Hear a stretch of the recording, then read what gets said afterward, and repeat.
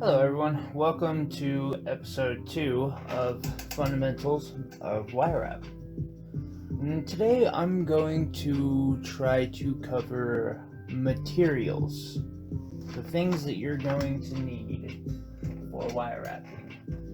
And this is going to include a wide range of things.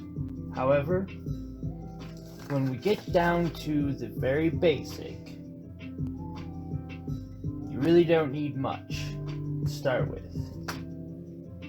You need a pair of clippers, a pair of pliers, and maybe another pair of pliers with the round tips. Those three will take care of that. The tools part, at the very basic again. Then you would need wire,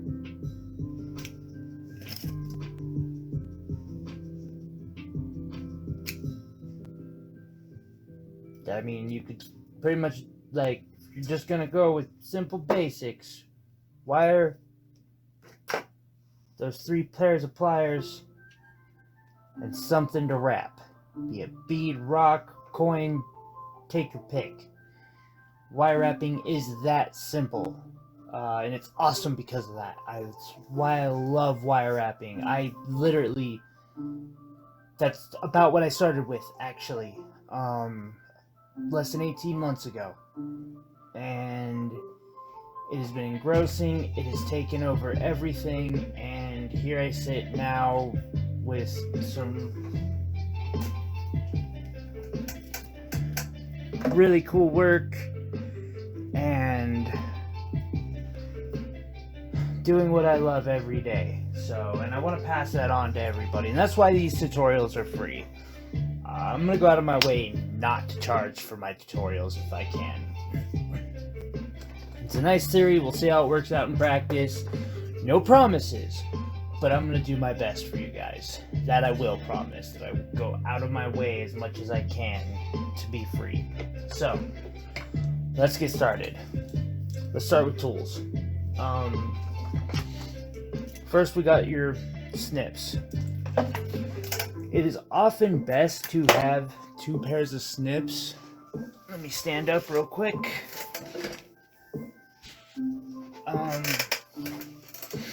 Having a more fine-tuned pair of snips, which can, honestly, these things can handle 16 gauge wire just fine. But sometimes you want a thicker pair of snips. To be honest, I mean, these can handle, like, I cut a piece of 4 gauge low dome with them a while back, so you'd be shocked. Then we have pliers, and pliers come in a wide array. What I recommend is having something that has thick, reinforced, high carbon, for some heavier duty stuff. Some more fine tip pliers, both in round and whatever. I think these are just chain nose pliers. Flat tipped pliers, which again, like, these ones are kind of in the middle, but I also have a pair that are a little more chunky and heavy duty. I don't use them much, but they are there for when I need them. I got nylons, and again, like, if you start out with a basic set of, which you can get at your local crafting store for like $10 each, they'll take you pretty far. Nylons are nice for straightening wire. I will try to show you some tricks to do that without. When it comes to getting square perfectly straight, these do help a lot. It's about the only thing I use them for. When you get into some more fine-tune work, we'll want pliers that have finer tips. These I got from Rio Grande. They were $30. If I had enough money, I'd buy myself an entire set from this brand.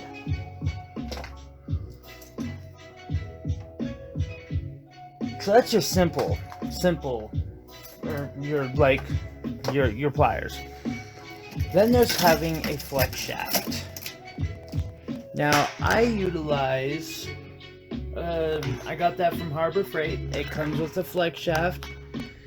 There's my drill bits, and that does a lot of good for me. And that's also for the wire wrapping section, which we'll get into wire here shortly. Let's see what else. I think for the wire side we're good.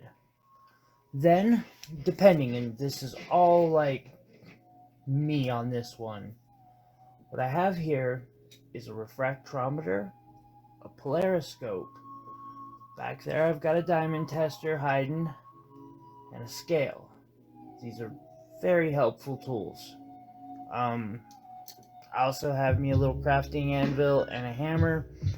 I don't use them a whole ton, but when I do, I am glad I have them. Some of you will want a pencil and a piece of paper. I don't draw very often, so... and I think this really covers the basics of tools. I don't see too much else. You might want some different, if you're getting into really deep gemology, which we'll discuss kind of here soon, you might want some items that'll help you take a closer look at things, but that is not necessary, because I've literally picked bolts up off the ground outside my house, wrapped some wire around them, and sold them at the market, and people like that. There's something for everybody. So, speaking of things to wrap, let's talk about rocks, because that is what's most commonly done. It's what I do, and yeah, so very commonly in wire wraps. Well, okay, I'm gonna back up for a second. I'm gonna go over wire first. We'll get into rocks here in a moment. We have different types of wire. This here is craft wire. It's silver color. I don't even know if this is silver plated. Now, this here is craft wire, but it's silver plated and then colored. It's got enamel. Both of these are tarnish resistant. They look nice. You just gotta be careful with them. They scratch. Parawire has a nice quarter soft. I mean, it's a pretty soft wire. I use these especially like for beginning wrap. It's great. Also, something else that's good for beginning wrap is copper. You'll see I have a line of my coppers up there. And those are just bare copper. I get them from Rio Grande, and they are amazing, amazing, amazing.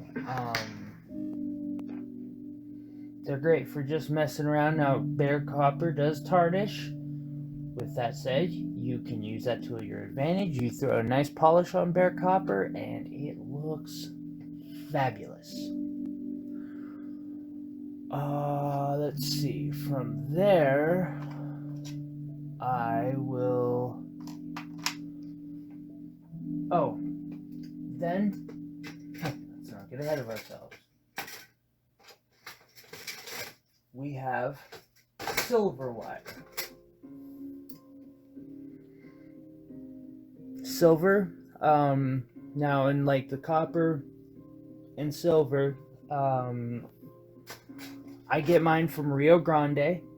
Now, the bare metal ones will come in different tempers, and you can change that temper. You can soften these using heat and then quenching them. If you're going to do this, you need to have polishing equipment because it turns them black. It basically oxidizes and tarnishes it instantly, but it turns it super soft, and you can do some crazy things. It'll leave people like, how? You can also harden your wire with your nylon pliers by simply doing what's known as work hardening. Work hardening is where you take some nice soft wire and you grip it and you straighten it, but as you're doing so, you put an angle in. As you do this, each time it will harden the wire up, and it'll make it more and more and more stiff and strong and less likely to bend on you. And you can get it very, very hard. Another way people will harden their work is they will throw it through a tumbler with steel shot in it for an hour or two. This will also harden it. So will pounding it on a anvil or something. Also, pounding on an anvil, just for a moment, my neighbors are gonna hate me.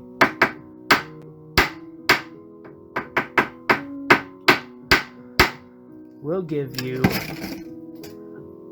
different looks to your wire. Sometimes that can be used, but now this is not the wire it was. It is very hard.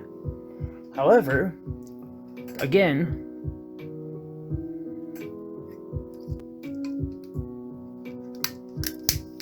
I'm hoping this is, now I mostly do this type of stuff with silver, so please forgive me if I have missed something with copper. We're going to learn it here together right about now. One way you can tell that you are doing what you are looking to do is that a flame will turn that orange color. You want to get your stuff red hot. Well, but you don't want to melt it either. And there is a point in which that it melts. Make no mistake. I just kind of got a little close there for a second. You can angle your fire, and it'll do a whole section of it. And then, whoops, you dump it in some water. Drop your pliers while you're at it. We'll see if I did this right. Like I said, I haven't done this with copper so much. So, all right, and the wire is now super malleable again. More malleable than it was originally, even. Like, dead soft is not the softest wire gets.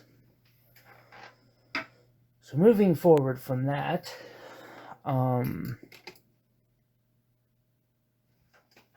we have silver. We have gold plated, which I have in a cabinet behind me. I don't really use it anymore. Or gold filled. There's gold plated too, but there's gold filled. And then there's solid gold. Now, solid gold is extremely expensive. For instance, this little spool, 30 gauge wire. It's 5 feet. Cost me nearly 50 bucks. I think it was like $45 for it. And that's 30 gauge. Like, you see how thin that wire is. But it does good detailing work. Where is that box? There it is. One way to work with gold is to get rings and melt them. And then, so I have a setup myself. This is getting into some really advanced, more advanced, but that there is a, it's a wire mill. And I utilize that, my torch, and my torch, and that thing back there. I pour molten metal into those. And if you're doing it with silver, you'll get these. They're wire ingots. Then you can take those wire ingots and you can roll them out into wire. I oftentimes will get my gold that way. However, when doing so, it is best to utilize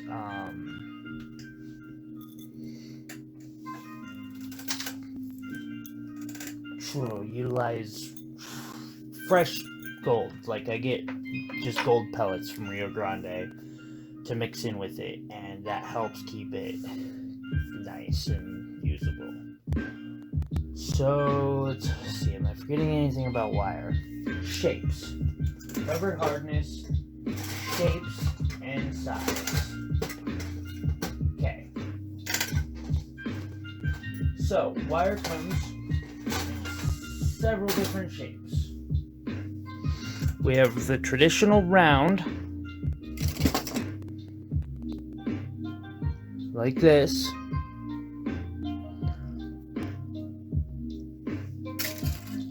We have square wire, and this is, I'm using big wire so that I can like show what the wire is, but there are also different sizes or gauge. And then we have half round wire.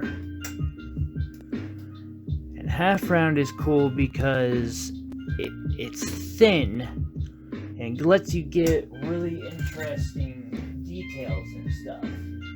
Now there are also other kinds of wire. Pulling some out that you can buy and again make. I oftentimes will make interesting shaped wire. Now these here are all bought wire. Come on now. This is gallery wire, this is detailed wire, and this here is a 4 gauge low dome. Half round.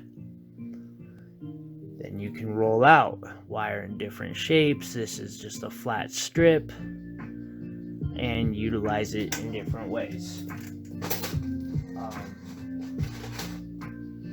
There are also plates of metal. Those we'll get into later because I am just starting to work with things or those, and I don't want to like lead anybody astray. So then we have sizes. In round, I've seen it go all the way to 34 gauge round. This here's 32 gauge. It's very thin. I use this for micro detail and behind the scenes work in more advanced pieces.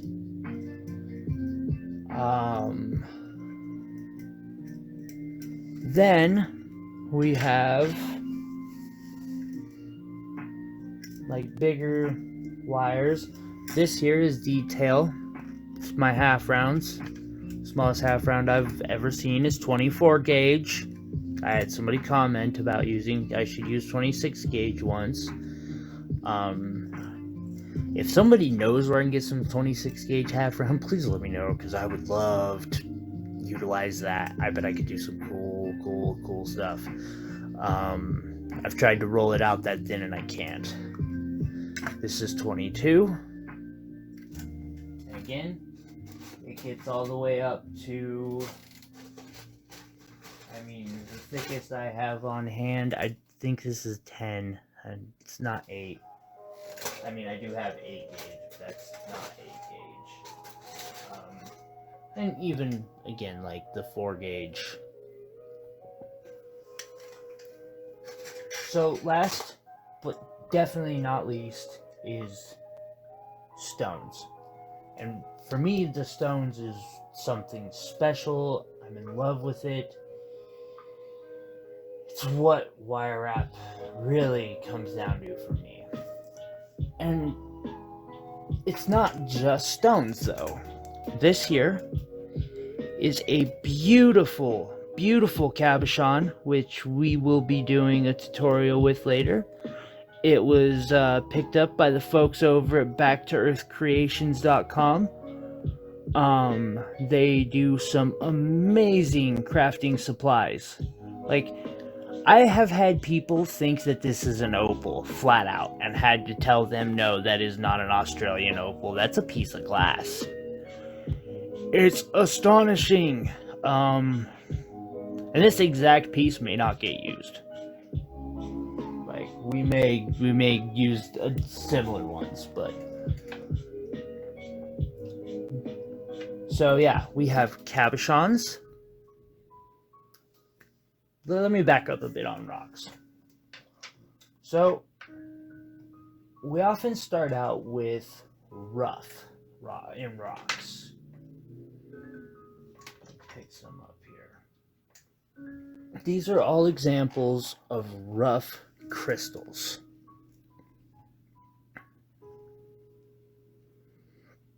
I have a quartz, garnet, and 3 aquamarine. Tourmaline will also come in this thick-looking stuff. And there are different ways that these can be played with, basically. That's what us humans do. We play with things. Can be changed. They can be tumbled into a tumbled rock. This is a piece of tumbled quartz. They can be turned into cabochons. This here is a little miniature purple labradorite. Sorry about that. I'm having to turn my lights back on because I have them set. Give me 1 second. Bink. There we go.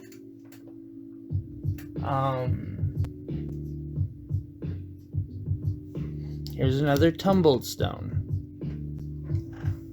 Then, after the whole colored gemstone, we have faceted gemstones. And this in itself is going to be, like, I feel like a whole lesson. And I mean, it could totally be a whole lesson on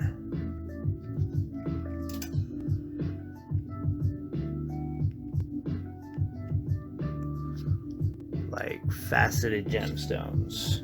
I wonder if I can get this to focus by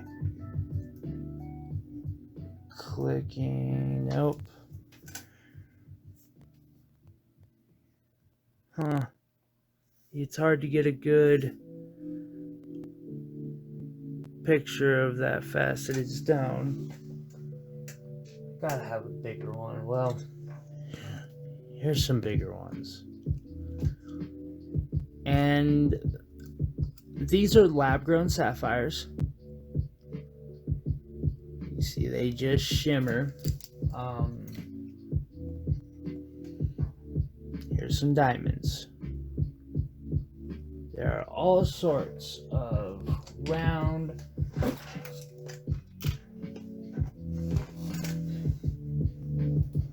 big, small, specialty cut. Hey, look at that. Let's get a better view on gemstones. And there's so much you can do with them. But here's a warning when it comes to these gemstones. Gemstones are a difficult thing because they are expensive and there's a lot of fakes out there. And that is why I have this. It at least helps me cut down on fakes. These here are supposed to be Turkish diaspora and Xandrite. They both change color from incandescent to daylight, like just stunning. And they're both glass. Without this machine, I could never prove it. I know I've got one. Please excuse me for a moment. Alright, sorry about that. So, online, you will come across many gemstones that come with these. Oftentimes, they are referred to as certs. A phone will read this little barcode, take you to these guys' site, and tell you this stone checks out. It's all what it says it is. And this here is a BS lie. 100%. The stone that came in this was not taffet. It was not natural. It was a poorly cut purple lab-grown sapphire. Practically worthless. These here are used to draw unsuspecting buyers into thinking stones are real when they are not. There are only a few gem labs out there that are legit, and I'll tell you this. For instance, one of them, the GIA. I got a hold of them to test a very small stone. Their minimum cost on testing any colored or lab-grown stone is $70 for a stone, and that's minimum. You start getting into a larger, nice stone, and they want more money.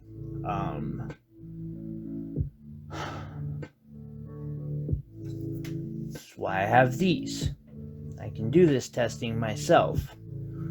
Someday we can go over the fundamentals of gemology, although I really don't know gemology all that much. There's a channel, Gemology for Schmucks. I highly suggest checking them out if you are interested in more. Do not get fooled by these, please. They're bull. 100% bull. One of the stones that I showed you that right here, that one there came with one of these, saying it was Turkish diaspora, basically. What it turned out to be? Fake. Glass. Sorry, I get a little worked up on that, because there is nothing wrong with... The other stone in here is actually known as Xandrite. It is sold by a large company, and they honestly tell people, I think, that it is a form of glass. That's cool. I don't have a problem with that. Let's just be honest with each other and about I apologize for that beep. Like, when you're selling something or buying, when you're selling something, I feel like the reason I have this, I feel it is my responsibility to know. If I don't know, I'll say I don't know, but, like, the last thing I ever want is somebody coming back to me with, I don't have a good, well, here we go. This is a good example. With a ring that I made, say, and telling me, oh, that's not Tanzanite. Because I know better. I tested it. Tanzanite comes from one place in the world. It's always natural. Because there is no lab-grown version of Tanzanite, to my knowledge, yet. If I can identify this positively as Tanzanite, I know it's legit. So, I can't always say I know for sure on something, but I like to. I really do. It's one of the things that I do that I notice a lot of other, especially wire wrap artists, don't do, is they don't test to find out for sure whether, this beautiful, beautiful stone that they bought is actually Tanzanite or bloodstone or whatever. Opal. They don't test to make sure that it's legit, whereas I like to. So I appreciate everybody for watching. I am sorry, I know this was super dry. If there are any questions, anything I missed, I apologize. This was kind of hard, a lot of information for me to pack all into a 30-minute-ish video. But if there's anything I missed, please let me know. I would be interested in hearing your thoughts on if I've missed something and figuring out, addressing it in later videos. So, I do believe the next video is actually going to involve me doing something. Thank you guys very much. I appreciate the love, the support, the comments. Please like, subscribe, share. My social media presence is sparse, so it really helps. Also, I know I didn't really show much off today, but